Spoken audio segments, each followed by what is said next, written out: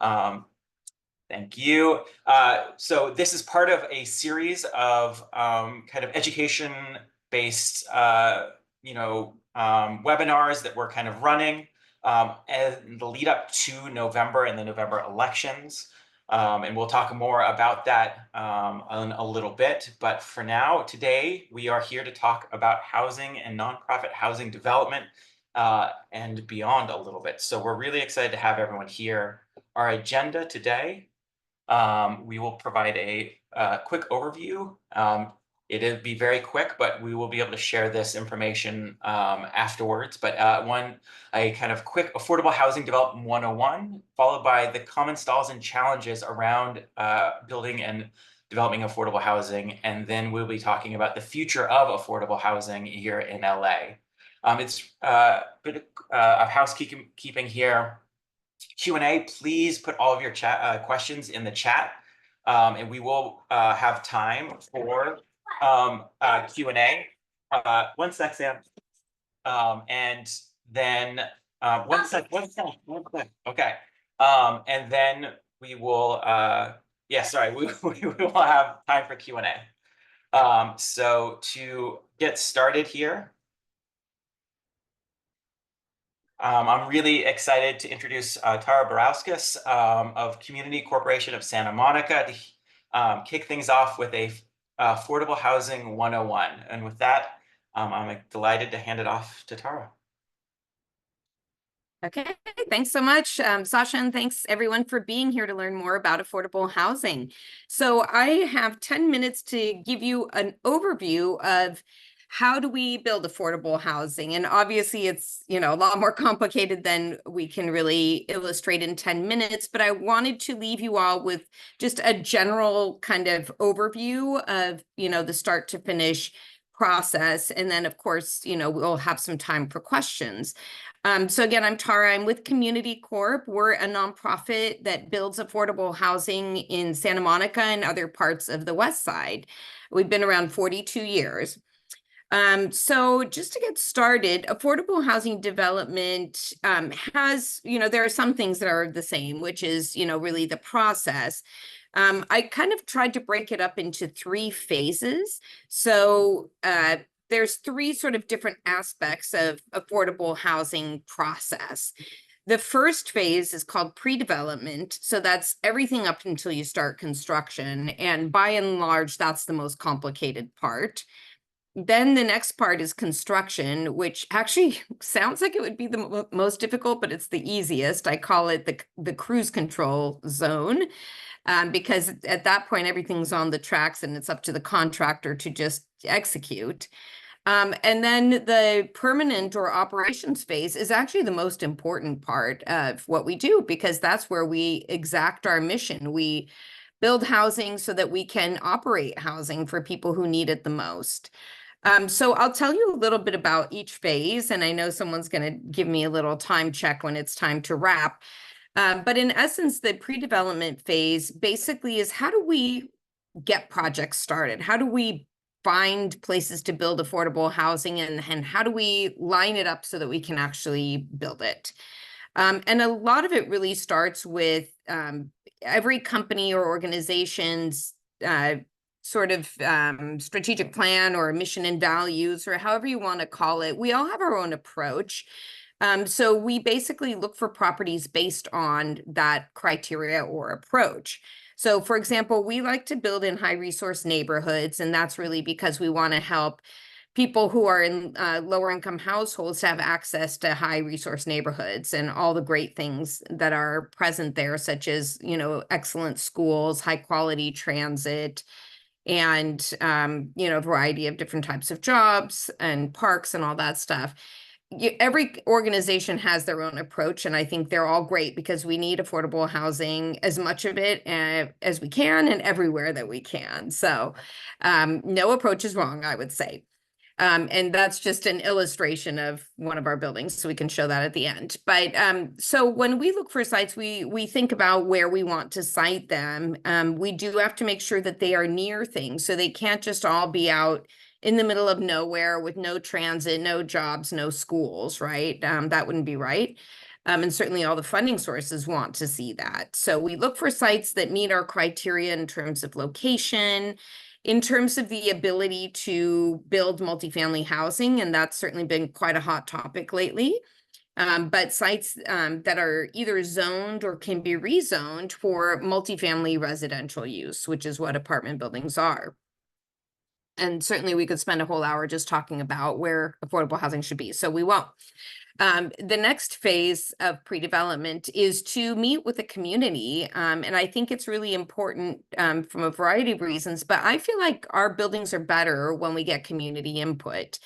You know, it can be kind of contentious sometimes. So I'm not saying that it's all, you know, sunshine and unicorns, right? But it is an important part of the process because that's where we hear specifically from people who are going to be living next to the building. What are the issues going on in the neighborhood? Is there a particular concern with parking or with the types of housing that's needed, or maybe ancillary uses, lack of trees and green space, right? So we want to take time to hear from the community to help inform what kind of building we should build. So that process, you know, can be minimal or extensive depending on the approach. But that is what community outreach really has to do with. We also meet with other stakeholders, so not just the neighbors who live there, but businesses, elected officials, stakeholders. So it can be quite involved. The land use process means that, you know, every property has a specific zone on it. And so you still usually have to present your project to the city you're building in and ask for approvals or land use entitlements. That process, we are all trying to get that to be faster, right? Because we want affordable housing to be built more quickly. And certainly some of you have probably been involved in advocating for some of those streamlining measures. So, you know, it can be a short process or a long process, depending on what streamlining measures are in place or what you can utilize. So it can take anywhere from 4 months to 40 months, unfortunately. In past years, it's been much faster, thanks to all the recognition that it needs to be built faster. And then I would say probably one of the most complicated aspects is the funding. So you probably all heard a bit about how long it takes to build affordable housing and how expensive it is. And I would say a lot of that is due to the imperfect nature of the funding structure. We typically use between 3 and 8 funding sources to build our buildings. And they don't all coincide in terms of timing and or requirements. So it takes time.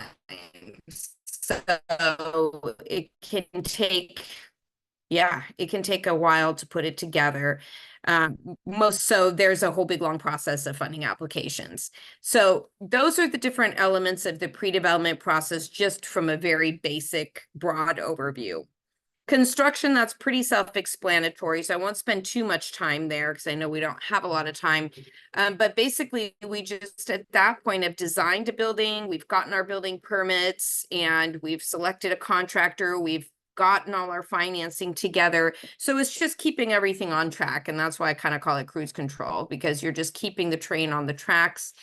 The only other important thing to know about that is we do start our leasing process, which is one of the most fun aspects, because now we're getting to choose people to live in the building. That can be complicated too, depending on which jurisdiction you live in and whether there are homeless units, which might go through the coordinated entry system, versus non-homeless units, which will go through a lottery or some other process. So still some things to do there.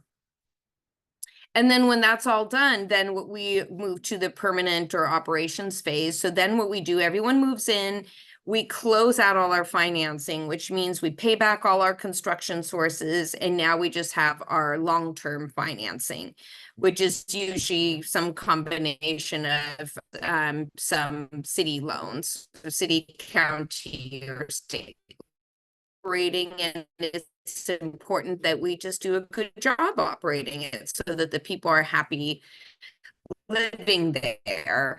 And we also make sure that we maintain our buildings well so that they are an asset to the neighborhood, as well as service that we set out to serve. So that's a basic overview about the process. One thing I know a question came up is, what does by right mean? Because I know a lot of you, when you're advocating, we're always asking for that. And that basically means that we want there to be jurisdictions who create conditions by which projects can be approved more quickly. So for example, if we have a checklist of 10 things and we meet all those conditions, we should just be able to get automatic approval. So that's in essence what by right means, that we meet the conditions and then we can move more quickly through our entitlement process. So I'm not sure how we are on time, but I'm certainly happy to answer other questions after the other speakers go through their presentations. You were fantastic in terms of time. We have a few minutes if you want to maybe just speak to this beautiful development, and maybe a little bit about that process. Oh, sure. Yeah. So this is our building called the Arroyo. It's at Lincoln in Colorado and Santa Monica. And what I like to illustrate about this is a bit more from a policy perspective, but this is actually built as an inclusionary housing building. So some of you may have heard that term before. In essence, the city of Santa Monica says for every market rate unit, there must be some affordable.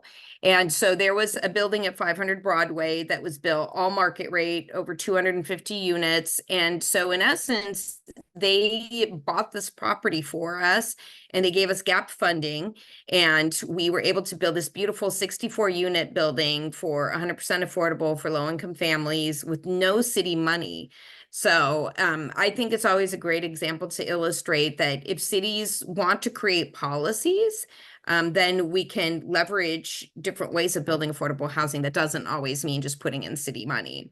This is also a LEED Platinum building, so an example of how affordable housing can not only be beautiful, but also can be highly environmentally sustainable, which is, of course, great for the residents living there as well. Awesome. That's perfect. Thanks so much, Tara. I really appreciate you running through a whole lot of information very quickly for everyone. So thank you. All right. So moving on to our next speaker, I'm delighted to introduce Cynthia Mejia from National Core to speak about the common stalls and challenges around developing affordable housing. Thank you so much for being here, Cynthia. Thank you, Sasha. Great to be here. And good afternoon, everyone. My name is Cynthia. I'm a development manager with National Core. We're a nonprofit affordable home builder based out of Rancho Cucamonga. Our organization was founded in 1992, and most of our properties are here in sunny Southern California. We're a vertically integrated organization in that we do everything in-house, from planning to acquiring a site to construction and property management. My role at Core as a project manager is to shepherd a housing proposal from concept to completion.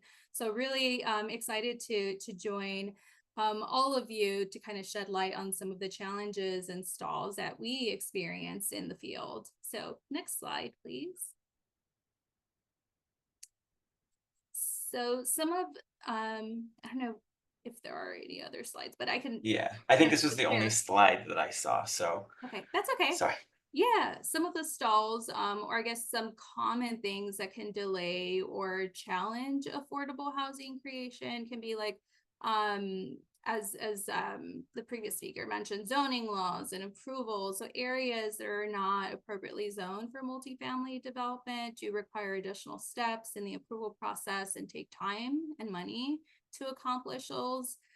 Going through those processes requires sometimes an additional and robust level of community engagement and public notification process that can also hinder the process, can stall, can take more time. It's also really important for, here is the slide, right? Funding is another consideration. So some local funding opportunities are governed by municipal elected leaders that have discretion over whether a funding commitment is granted. And sometimes, if there is strong community opposition for a proposal, community leaders or elected leaders can require additional levels of community engagement to ensure that there is support for that proposal. building affordable housing does require a comprehensive stacking of funding, and sometimes the loss of one funding, if say there isn't a local really backing for a project, can stall a project. So that can either kill it or squash it in some cases. So then we have to go out and identify alternative sources of subsidy. Some site considerations, so design specifics. So if the community is kind of looking for a specific kind of feature, whether it's height or parking, a level of density for that site to match what is surrounding the property. Sometimes it can be financially infeasible to accomplish all of those goals. So we have to balance all of these different things. And of course, community and decision makers. So ultimately, stakeholders in the community can leverage their power with their elected leaders or with other community stakeholders who yield a loud voice, or can really kind of share their concerns with a specific site or proposal, which again can lead to more requirements for community engagement. And community engagement is always really good. We do encourage it, we do embrace it, because ultimately we want to make sure that our proposals are responsive to our community, that they fit within the context of what they're going to be surrounded by. But it kind of begs the question, how much community support and what level of community support is most achievable and feasible ultimately with the constraints and timeline of a project site. Next slide. So in terms of challenges, again, it's really hard to balance all of those things within the time frame of a project. It's really hard to please everyone, but we usually can make adjustments to a housing proposal to ensure that we are responding to the needs of various stakeholders, including the city and or the county, our funding entities, the community and local organizations. It could sometimes mean adjustments to like the height or the population that we're looking to house, or the facade of a property, the amenity menu that is being programmed on site. They are challenges because, again, it's really hard to come to a consensus and balance all of those needs and expectations. And it's usually a game of tug of war. But this also increases relationship building with all of those stakeholders. Ultimately, we want to be a good neighbor. So I think in the end, those challenges prove fruitful for the most part. Next slide. And this is where you all come into play. It's really important for us, the developers, to have partners on the other side in communities. Identifying organizations who are present in those areas, who really understand some of the challenges and some of the pressure points with a site in particular, and can help us increase the information about affordable housing, increase information about population, help dispel myths, because there's so many about affordable housing and density, and changes to community everywhere from property values and homelessness. So it's really important to have community stakeholders and partners who understand the research and facts about these properties and can help us increase that information in the community, help dispel those myths, and help build relationships. Ultimately, it's those community organizations and voices and residents who have that trust in the community and can help us build bridges with folks that might not be as receptive to more housing, and to also voice the support to the decision makers, to our local leaders, to the business community, to all of those really key foundational folks in the community. So it's really important for us to have those relationships, and each community is really important for folks to get involved and to come out and support, whether it's at a planning commission or a city council meeting or a small group meeting, a one-on-one conference, to kind of gauge some of those pressure points. We do our best, and I know most of us on the ground, all developers do our best to try to respond to kind of the needs and priorities of communities, and it's really hard. But that's where we, I think, can really rely and build on the support from organizations like Volley Forward. So there's so much to cover, but that's kind of it in a nutshell. I'm happy to answer any questions, but I also want to allow time for our next speaker. That was great, Cynthia, and I'm definitely think that there's going to be a lot of questions, so we'll make sure that we get to those. We're well on track, so there'll be plenty of time for questions for anyone. But that was an excellent presentation. Sorry about the slides, but I'm glad we got there, and that was great. Thank you. All right, so now our third speaker, Alan Greenlee of the Southern California Association of Nonprofit Housing, on the future of affordable housing. Alan, so happy you're here. Please take it away. Great. Thanks so much. Thanks everybody for joining this conversation. I'm really excited by the intelligence just demonstrated by the questions that have already been asked in the chat. I just added a link to a place on our website where there are 5 different sessions that we recorded that talk about the basics of affordable housing.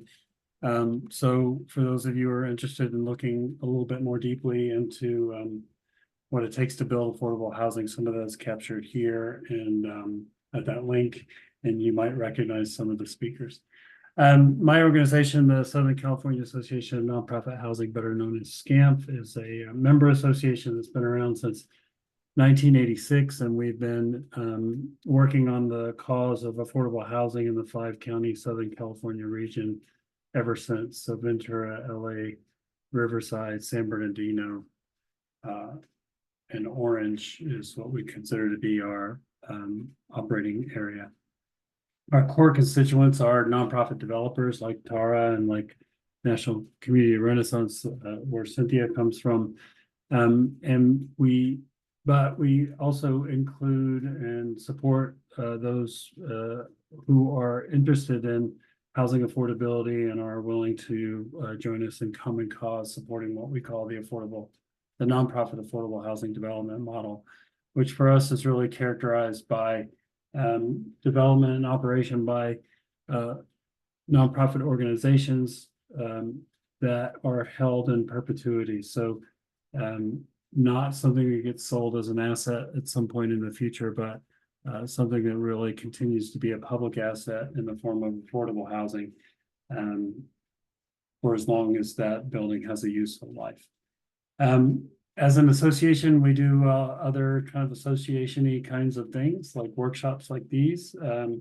I'll do a shameless plug right now. On October 8th and 9th of next month, we'll be having our 36th annual conference where about 1,300 folks who are in the business of owning and operating affordable housing will get together and do all sorts of interesting things like network and provide workshops talking about state of the art. And then we'll have some fancy people make plenary remarks when everybody's together during lunch and breakfast. Let's go to the next slide. Let's talk a little bit more about what I'm really here to talk about today. So I'm going to talk about 2 different things. One is, first, we're going to talk about sort of the current strategy, which is really what Cynthia and Tara talked about. And the reason why I'm going to mention it, I hope will be self-evident here in a moment. And then the second thing I'm going to talk about is what else we can do to try to further our cause. So on this question of the current strategy, the buildings that Cynthia and Tara talked about and the strategies that they use are really associated with something called the low-income housing tax credit. Essentially, what it takes to what it takes to build and operate a building that's affordable to low income people costs more than what low income people can pay in rent. And so that gap, that difference between what it costs to build and operate and what low income people can pay affordably is something that we, as a matter of public policy, we filled in the gap using public resources for almost 100 years now. So some form of government, whether it be the federal government, the state government, the county government, the local government, has been providing resources to fill that space in between what it costs to build and what it costs, what low-income people can afford to pay. It's a system that works pretty well. The housing credit program is interesting because, as Tara mentioned, there are somewhere between 5 and 7 sources of funds in every deal, one of those being the low-income housing tax credit. The rest of it is money from some other public entity. And when you're using the tax credit program, a local dollar that goes in leverages another somewhere between $4 and $7 from someplace else. So it's really successful as it relates to making sure that there's an effective use of local funds. It doesn't mean that the program is efficient, but it does mean that it's good at leveraging other sources of funds. The challenge, however, is that the housing credit program at sort of its peak in LA City, for example, can build about 1,000 apartments in a year. There are those who have done the research about what we need, including the California Housing Partnership, and they say that we need about 500,000 low-income housing units to meet the current demand. So that means that if we continue with this current strategy, it'll take us, whatever that is, 500 years to build our way using this one strategy. So the current system's not going to be effective, not going to solve the problem anytime soon. So what more can be done? And that's what the next slide says. It's really not anything more fancy than just what more can be done. I think we can do a couple of things. One is that we can make it easier to build housing. Over the course of the last 7 or 8 years or so, the state has demonstrated willingness to exercise its authority in what has traditionally been a local decision about how land gets used and what is eligible to be zoned and used on that land. So for example, you've probably heard that there's an accessory dwelling unit boom that's happening in our community that is really generated by state law that made it easier to be able to do that. The state has also done other things like allowed for more creative ways to address density. That's what the accessory dwelling unit program does, essentially doubles the density on a single family lot. But they've also done some other things. The state has done some other things by allowing single family landowners to split their land and then develop a separate building on another piece of land, which again creates additional density. And then I think as it relates to what else we can do is that we can sort of take responsibility for ourselves and do local things to impact the way that we build. One of the ways we do that is through land use policy. So in 2016, there was a ballot measure called JJJ, which included a sleepy little program in it called the Transit Oriented Communities Program. And essentially what it said was, within certain areas where, and in this case, where public transit was available, we were going to make it easier for the private sector to build there by allowing them to build more units than they had previously been allowed to build there. In exchange for that concession, that idea that we made as a public made land more valuable by changing the rules of the game there, we required that those developers would have to include a certain amount of units that were affordable to low-income people. And in the first couple of years that program was in place, the private sector built just as much housing that was affordable to low-income people as our affordable housing sector did. but with no subsidy funds. So we can create public policy that allows for the private sector to do what it does best, which is to build and make money. But under certain conditions in certain places, we can create public policy that allows them to also provide a public benefit in the form of affordable housing. There are other things that we can do to kind of further innovate around technology. There was some questions here about local sourcing and other things. There's a lot of interesting stuff happening in the world out there about using more efficient building strategies, building stuff off-site and then bringing it to a specific location and then putting it up as opposed to hammering nails and wood. It promises to be more effective and more efficient, and as a result, cut down time in the development process, which should convert into money savings, which allows for more economic feasibility for lower income developments. And then we can create local ways to leverage and create resources that help organizations like National Core or Community Corporation of Santa Monica to be able to build more. And a couple of ways that we've done that recently is in November of 2022, we passed something called the United to House LA measure, which was a real estate transfer fee on developments, both commercial and residential, sold for more than $5 million. And we take some portion of those, we add a fee to that sale, use the money then to not only build affordable housing, but also do protection of current tenants who are vulnerable to eviction. So for example, Measure ULA helped 18,000 households just this year avoid foreclosure by providing financial assistance. The other innovative opportunity is through something called the Los Angeles County Affordable Housing Solutions Agency that was created by an active state government a few years ago. The funding measure for that program on the production side and on the tenant protection side is something called Measure A, which we'll all get to vote on in November. And Measure A does a couple of things. One is it replaces Measure H, which is funds for services and affordable housing for those who have experienced chronic homelessness, and for street outreach teams to be able to bring people inside. But on the production side, La Casa has the capacity, that's the LA County Affordable Housing Solutions Agency, cheekily known as La Casa. La Casa has the ability to finance affordable housing. It has the ability to sort of borrow against future revenues from La Casa to be able to bring more money in sooner. It has the capacity to support not only traditional affordable housing development, but also to develop in more innovative ways like social housing, which is also included in ULA, where the local jurisdiction might be the single source of funds for housing development. The unique features of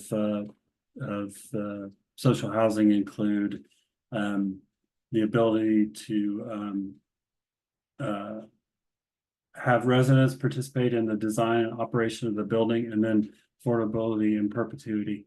And then both La Casa and United to House LA have really strong acquisition rehabilitation programs conducted generally by nonprofit community land trusts that acquire the property, try really hard to make sure we don't displace any existing residents, and then keep those buildings affordable in perpetuity. And with that, I will stop. That was great. Thank you so much, Alan. I really appreciate that comprehensive overview in a very short amount of time. With that, we have roughly 15 minutes for Q&A for everyone. So we were able to keep that on schedule. So thank you to our speakers, Tara, Cynthia, and Alan for that overview. And now I'll hand it over to Tressa to kick off our Q&A set. Great. Well, thank you, Sasha. Again, thank you everyone for joining us this evening. I'm Tressa Pope. I'm a LA Forward member and volunteer, and we'll sort of run the Q&A like a panel, so we'll have our speakers. I don't know if we can spotlight our speakers again, so that way whoever's most comfortable answering the question. In going back through, I think Alan did talk about some of the supply chain items that came up in an earlier question. Someone had talked, had put in the chat, Hannah, you asked about Section 8. Do you want to expand on that question?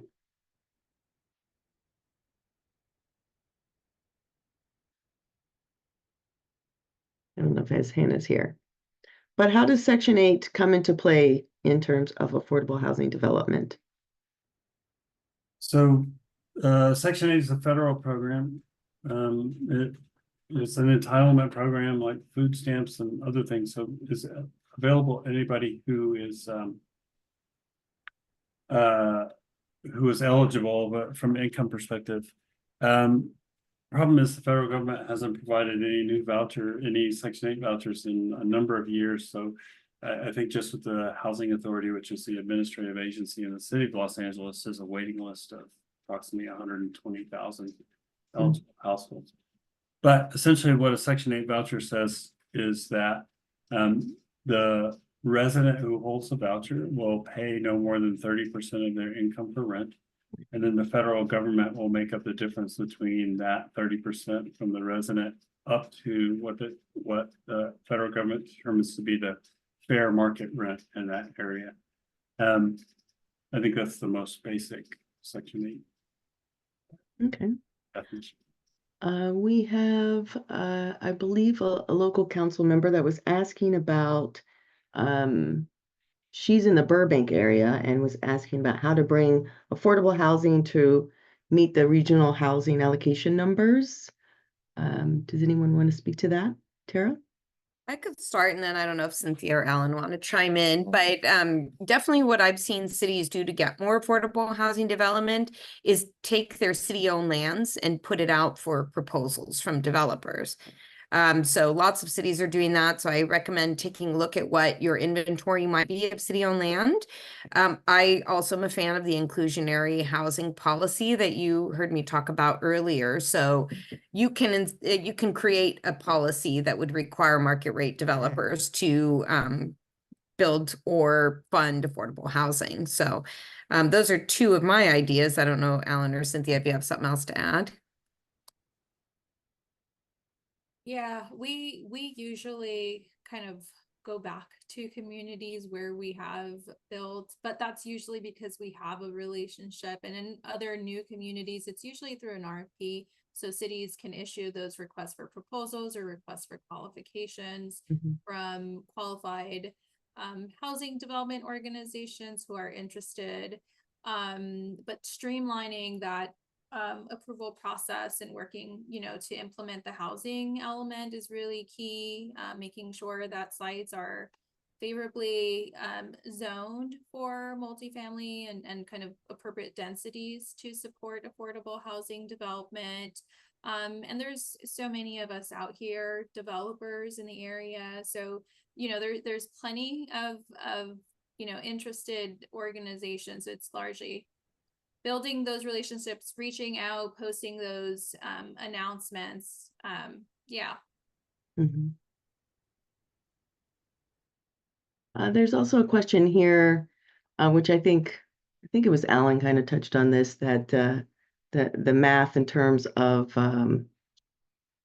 how units don't necessarily profit the developers. So Lorena had a question in here about how the affordable housing funding feels lopsided in favor of rentals versus a path to home ownership. Does anyone want to speak to that?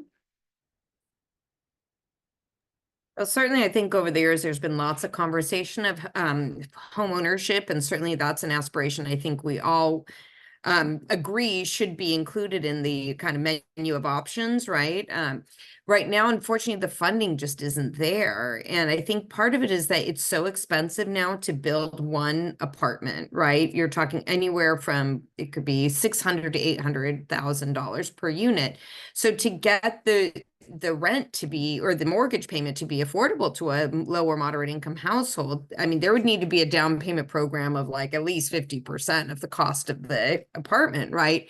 So right now, we just don't see any homeownership programs that are out there that are structured like that. I've certainly seen some give $10,000 or something. Well, that's not going to help if your mortgage is 800,000, right? So I think it's all something we should continue to work for. Absolutely, I think it needs to be part of the program here.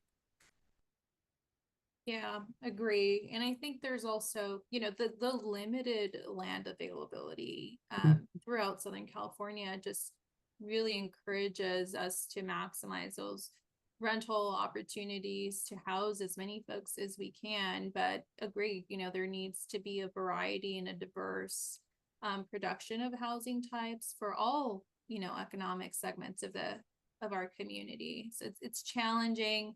I think the roadblock we largely see is the funding and the high costs for those for sale homes. Yeah, I think just to add a yes to both of those things, just to add one quick thought, you know, that when people think of homeownership, they think about a couple of things. One is you're kind of a more traditional, whether it's a first-time home through a condominium or something, and really working towards this idea of a single-family detached, possibly at some point down the road. And the other thing, and the really important thing, is that homeownership in this country we've been utilizing land to build wealth for 600 years here, right? So that it's been really the real wealth driver, particularly for the middle class, once they made sort of the middle of the 20th century, try to make homeownership available to a lot of middle class folks. But I think in terms of how that might work here, particularly the equity building piece, is that we need to think a little bit differently. So if you think of sort of homeownership as a rung to the financial success ladder, if we add another rung to the ladder, it looks like an apartment building. It operates like an apartment building, but really it has an ownership stake in it. So this idea in New York, there's this thing called limited equity cooperatives, where essentially the people who live in the building own the building and they have an equity stake in their apartment, but it's not the same as a condo. So there's a way to sort of create equity over time, possibly then allowing for somebody then to enter into the more traditional housing market. But we need to figure out how to make sure that that kind of equity financing is possible here in California, which today is very limited. Yeah. I think that's what in conversations about social housing is coming up with a way where it's that cooperative ownership of the tenants or occupants there in the building. Sarah has a question. I have a follow-up question for Alan. Anyone regarding the potential strategy of assembling construction off-site? Would this put unfair cost burden on those off-site builders? She has concerns about perpetuating cheap labor practices. Yeah, that's a great question.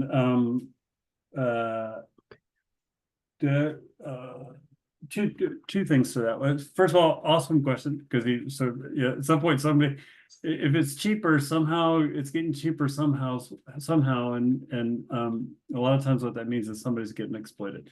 But there are ways in this kind of modular strategy to do that and not exploit people. So one is you have to the efficiency of offsite building is that the factory is working all the time, right? It's got 3 8-hour shifts, and people are in there plugging away.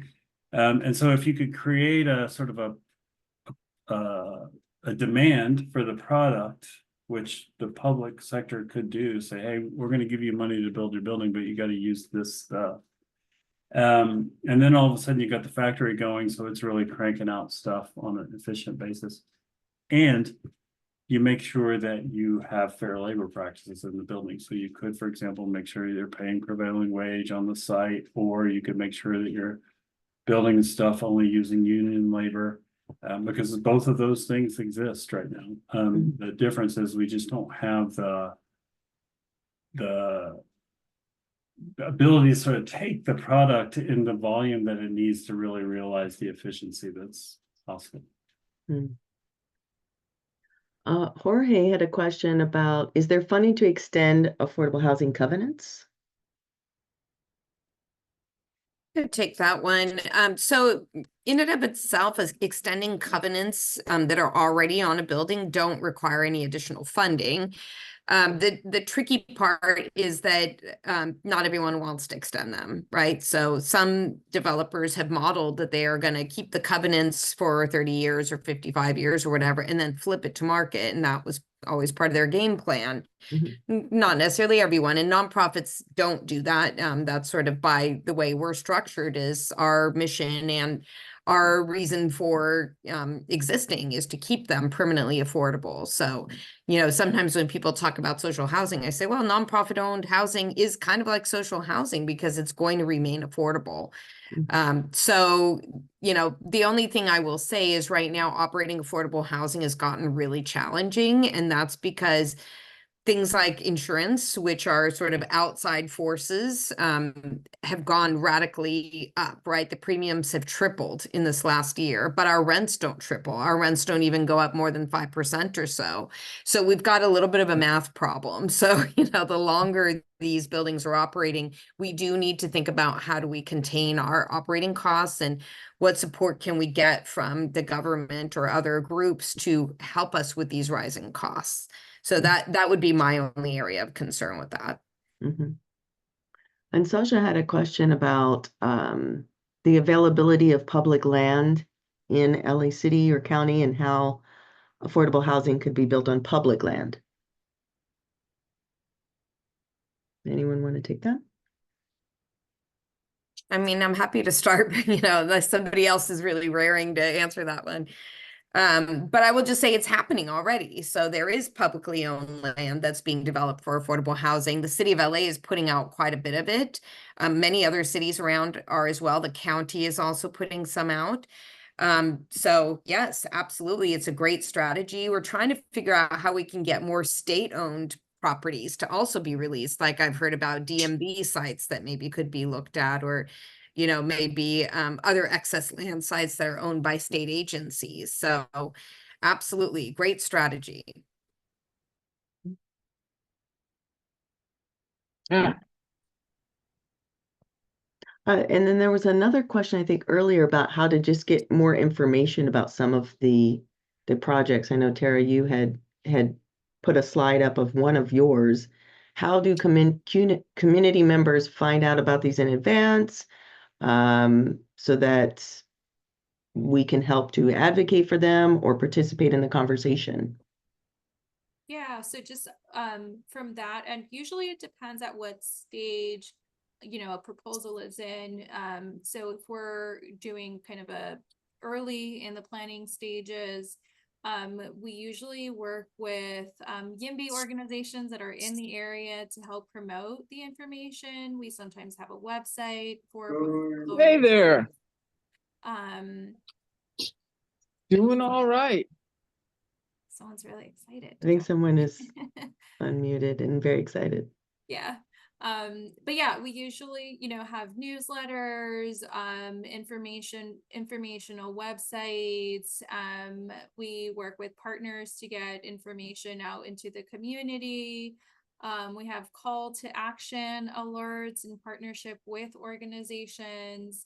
And our National Core website also has kind of a landing page that has information, or a link rather, pull down bar for proposed communities, upcoming communities that are under construction, as well as newly opened communities. And Melanie wanted to piggyback on the topic of insurance costs. Says, I haven't seen any advocacy from housing folks to encourage the city of LA's incentive program to exclude floodplains and high risk fire zones. Why is that? Alan, do you have any ideas on that? Yeah, my lips are moving because I'm reading the question.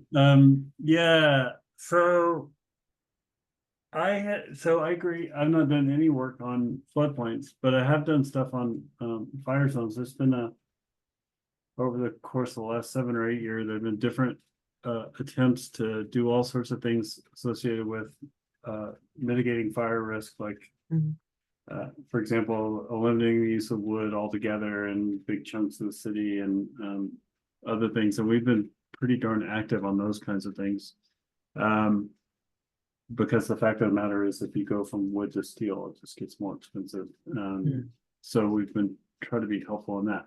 I actually am a little bit ashamed to say that we haven't done anything on the floodplain stuff. Well, this is where change happens. It's just starting the conversation. Were there any other questions that I missed?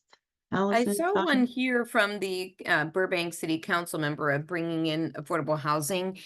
So I see Alan talked about resources for local governments. I would also just suggest looking at some of the other cities who are meeting their RHNA numbers and see what kind of policies they have. The city of Santa Monica, for example, has self-selected to add additional requirements and additional to RHNA to try to stimulate more affordable housing production. Inclusionary housing really does work, because then every time a market rate developer comes in, some affordable housing will get funded. You can also start your own housing trust fund, and you can probably get the technical assistance from that program Alan mentioned, but you can pass bonds that would bring more money in. You can do things like sales tax, parcel fees. I mean, you can do all kinds of things as a city. So I encourage you, like I said, to take a look at what some other cities have done. That's great. Just to jump on top of that, the La Casa agency, if Measure A passes, will have resources to provide smaller cities additional assistance as it relates to administering affordable housing programs. So Burbank is more robust, I think, than what was contemplated under the measure. But the idea is that you can get administrative help from La Casa to run programs like creating a pro-housing policy or an inclusionary policy along the lines of what Tara was talking about, so that you don't have to draw from really thin, limited set of resources in a small city to be able to implement those programs. Excellent. All right. Well, that was a perfect segue into our next steps. But before I get into that, I really want to send a heartfelt thank you to Tara, Cynthia, and Alan for joining today, for presenting and answering all these questions. So thank you all. Virtual applause, and thank you very much deeply for providing these overviews and answering these questions today. With that being said, in the remaining 2 minutes that we have together today, I want to highlight what's coming up in LA Forward's calendar. One of the continual things that was mentioned by our guest speakers today was community involvement and ways that you all can get directly involved in actions to promote affordable housing in every community across LA City and LA County. So we have a debate watch party coming up, a virtual community meeting with LA Forward members, and others can come to get connected into what we're doing. Our San Gabriel Valley Housing Academy has a showcase on the 21st. And then our Housing Justice Group, this one that brought you tonight's event, has a virtual teach-in for housing that's going to be focused on what we can actually do in November, such as getting involved in Measure A. La Casa, you heard many times. This is a huge opportunity for all of us to get directly involved in more ways to develop and build affordable housing across LA County. So I encourage you to go to la4.org/calendar, sign up, join us, and then I will put in the last minute here, we will be getting together in person in October to get activated to go into our own communities to advocate for things like Measure A and others that will be directly on the ballot in November. So thank you all for joining tonight. We greatly appreciate it. Thank you again to our panelists. Thank you for all the questions, and we look forward to seeing you hopefully next month. Thank you all. Take care. Good night. Thank you. Thank